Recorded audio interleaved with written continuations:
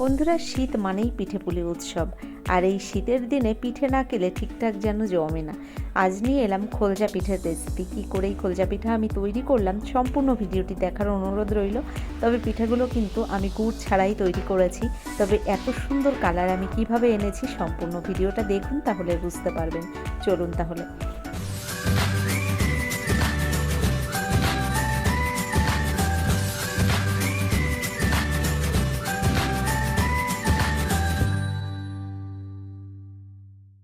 আজ যে পিঠেগুলো আমি তৈরি করব তার জন্য প্রথমেই দেখুন কড়াইয়ের মধ্যে একটা কাপ মেপে হাফ কাপ চিনি দিয়ে দিচ্ছি। গ্যাসের ওপর কড়াইটাকে গরম বসিয়ে দিয়েছি। গরম কড়াইয়ের মধ্যে দিয়ে দিলাম হাফ কাপ পরিমাণে চিনি। চিনিটাকে হালকা এভাবে একটু নেড়ে চেড়ে এর মধ্যে 1 থেকে 1.5 চামচ দিয়ে দেব জল। তো এখানে আমি চিনিটাকে একটু নেড়ে 1 চামচ মতো জল দিয়ে দিলাম এই চিনির মধ্যে। চিনির মধ্যে জলটা দেওয়ার পরে খুন্তি দিয়ে হালকা একটু নেড়ে চেড়ে চিনিগুলোকে এক জায়গায় কিন্তু এভাবে রেখে দিতে হবে কিছুক্ষণের জন্য। আর গ্যাসের ফ্লেমটাকে রেখে দিতে হবে মিডিয়াম ফ্লেমে, একদমই হাই ফ্লেমে রাখা যাবে না, তাহলে কিন্তু চিনিটা পুড়ে কালো হয়ে যাবে। তো দেখুন এভাবে আমি কিছুক্ষণ চিনিগুলোকে রেখে দিয়েছি। আস্তে আস্তে আপনারা দেখে বুঝতে পারছেন চিনিটা কিন্তু গলতে শুরু করেছে। আর একদমই এরকম যখন ফুটতে শুরু করবে চিনিটা নাড়াচাড়া করা যাবে না। আস্তে আস্তে আপনারা দেখুন সাইড দিয়ে কিন্তু কালারটা চেঞ্জ হয়ে যাচ্ছে। তো এভাবে আমি প্রায় 3 মিনিট মতো চিনিটাকে গ্যাসের ফ্লেম মিডিয়াম ফ্লেমে রেখে দিয়েছিলাম। চিনিটা ততক্ষণ গলে গেছে আর আস্তে আস্তে কিন্তু ক্যারামেলটা তৈরি হয়ে গেছে। দেখুন ভালো করে আমি খুন্তি দিয়ে এভাবে নেড়ে চেড়ে সব চিনিগুলোকে ভালো করে মিশিয়ে নিলাম। আর ক্যারামেলটাকে অনবরত এভাবে নাড়িয়ে যেতে হবে যাতে কোনো রকম নিচেতে চিনিটা পুড়ে কালো না হয়ে যায়। তো এভাবে ক্যারামেলটাকে আমি প্রথম তৈরি করে নিচ্ছি। নমস্কার বন্ধুরা, আশা করছি হয়তো সকলেই ভালো আছেন। টিয়ার রান্নাঘর থেকে আমি তন্দ্রা আজ নিয়ে এলাম খোলজা পিঠার রেসিপি।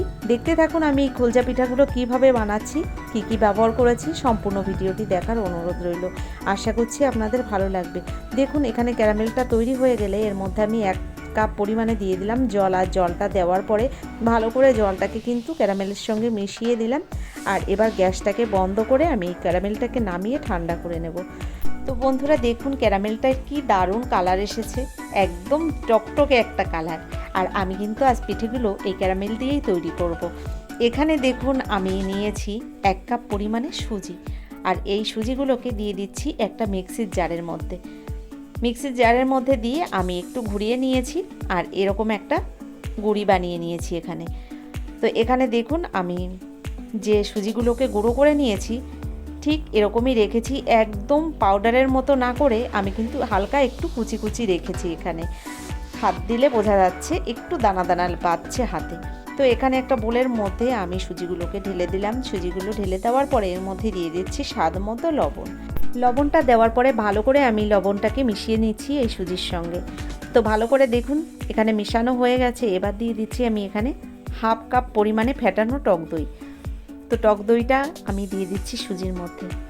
টক দইটা দেওয়ার পরে সুজি আর টক দইটাকে আমি বেশ ভালো করে প্রথম মিশিয়ে নেব। তো এখানে টক দইটা আমি দিয়ে দিলাম সুজির মধ্যে আর চামচ দিয়ে দেখুন ভালো করে আমি সুজি আর টক দইটাকে এভাবে প্রথম মিশিয়ে নিচ্ছি। তো ভালো করে এটাকে মিশিয়ে নিতে হবে। তো বন্ধুরা এখন থেকে পিঠে খাওয়া কিন্তু খুব একটা ঝামেলার ব্যাপার না। মন চাইলে আপনারা যে কোনো সময় বানিয়ে নিতে পারেন। ঘরে গুড় না থাকলেও আপনারা কিন্তু এভাবে ক্যারামেল তৈরি করে পিঠেগুলো বানাতে পারেন। আর এতটা সুন্দর হয়, অল্প টাইমের মধ্যে পিঠেগুলো তৈরি হয়ে যায়, এটা আপনারা না বানালে বিশ্বাস করতে পারবেন না। এবার দেখুন ক্যারামেলটাকে আমি কাপের মধ্যে দিয়ে দিলাম। যেহেতু ওই কাপের মধ্যে টক দইটা ছিল, আমি ভালো করে টক দইটাকে ধুয়ে দিয়ে দিচ্ছি এই সুজির মধ্যে। তো কাপের মধ্যে আমি চামচ দিয়ে এভাবে কিন্তু ধুয়ে নিলাম টক দইটাকে। এবার ক্যারামেলটাকে দিয়ে দিচ্ছি আমি এই সুজি আর টক দইয়ের মধ্যে। একবারে বেশি ক্যারামেল এখানে ব্যবহার করা যাবে না, তাহলে কিন্তু ব্যাটারটা নরম হয়ে যেতে পারে। এখানে এটা বুঝেই আপনারা অল্প অল্প করে দেবেন। দেখুন আমি অল্প অল্প করে এখানে ক্যারামেলটা দিচ্ছি যাতে একবারে দিলে সুজির ব্যাটারটা নরম হয়ে যেতে পারে। আর নরম হয়ে গেলে কিন্তু পিঠেগুলো ভালো হবে না।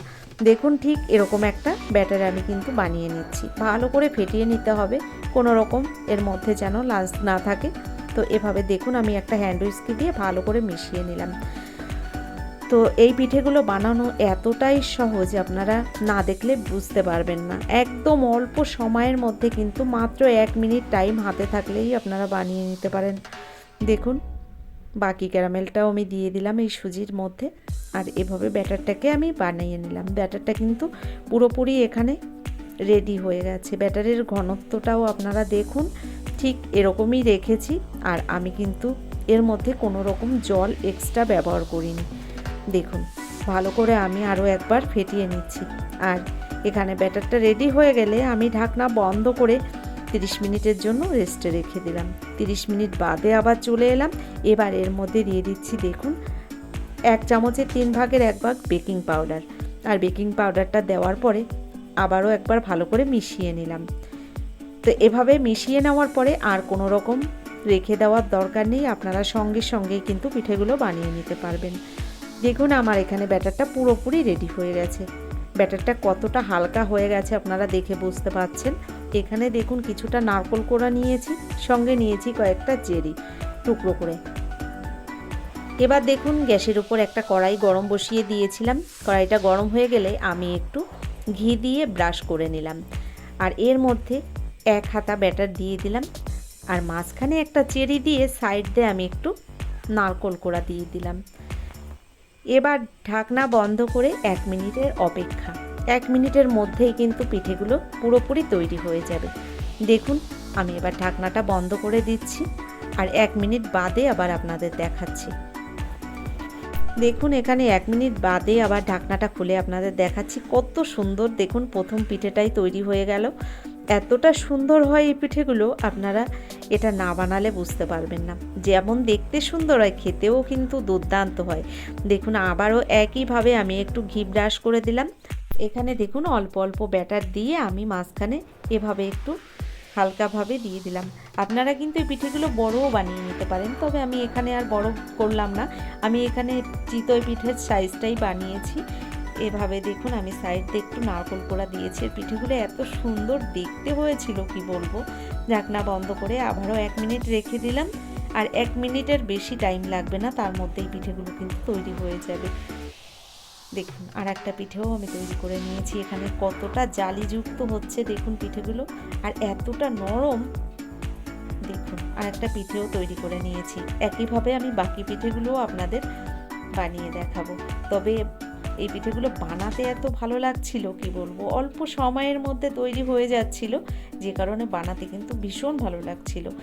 তো বন্ধুরা একইভাবেই আমি বাকি পিঠেগুলোও সব বানিয়ে নেব। তো আমার এই পিঠের রেসিপিটি আপনাদের কেমন লাগলো অবশ্যই সেটা কিন্তু লিখে আমাকে জানাবেন। যদি আমার এই ভিডিওটি ভালো লেগে থাকে, এখনও একটা লাইক দিতে ভুলে গেছেন, অবশ্যই একটা লাইক দিয়ে যারা এখনও চ্যানেলটিকে সাবস্ক্রাইব করেননি অবশ্যই আমার চ্যানেলটিকে সাবস্ক্রাইব করে আমার ভিডিওর পাশে থাকা বেল আইকনটি ক্লিক করে নোটিফিকেশানটা অল করে দেবেন। তাহলে কি হবে, আমার ভিডিও আপলোড করার সঙ্গে সঙ্গে তার নোটিফিকেশানটা আপনার কাছে পৌঁছে যাবে। আপনি টাইম মতোই ভিডিওটি দেখে নিতে পারবেন। এছাড়া আপনাদের বন্ধুবান্ধবের মধ্যেও কিন্তু আমার এই ভিডিওটা শেয়ার করে দিতে পারেন। দেখুন পিঠেটা কতটা নরম হয়েছে, আপনারা দেখে বুঝতে পারছেন নিশ্চয়ই। তো বন্ধুরা আজকের মতো এই পর্যন্তই। পরবর্তী ভিডিও নিয়ে হাজির হয়ে যাব। ততক্ষণের জন্য সকলে ভালো থাকবেন। ধন্যবাদ ভিডিওটা দেখার জন্য।